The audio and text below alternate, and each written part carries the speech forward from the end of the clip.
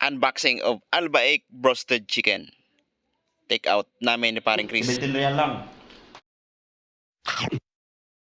Go guys! Dito po kami sa isang lugar kung saan maraming makainan dito. Naghanap sana kami ng ito, nakita namin yung Albaik. Siya Albaik. Sa TikTok pala yun. Matagal na po siya nag-open dito sa Jubel, pero ngayon lang po ako makakapunta dito at susubukan natin. Dito parang Chris. Trans. Pinipilahan ng Albaik mga tol. Dito na kami dito parang Chris.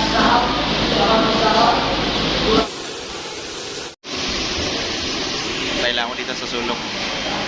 Nakuha na ni paring Chris ang aming take out.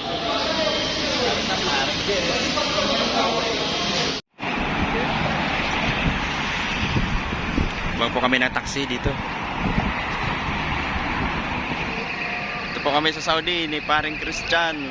Tatapos lang po namin Northern. Albaik. Ganito sa Saudi. Yan. Gwapong-gwapo ang paring Chris.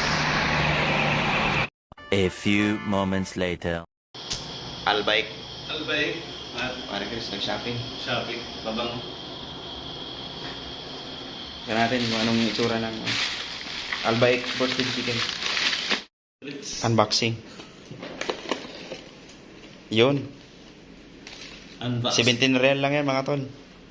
Mura pa nga yun. 17 Oo. doon eh. 17 real lang.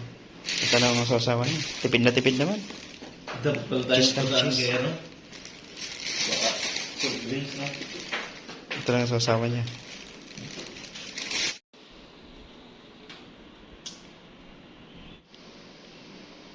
Ito lang katapat niyan. Alin daw yung manok ba dito? Yung sa iyo? Ano ba to? Albaik. Ito? Ito? May tinapay pa pala to. May burger. Ito yung lock niya. Ito yung presyo. Ano eh? MB MT. Di ko alam kung anong tatak dito. Pwede mga tol. 17 real lang. Ang order. Pero Albaik.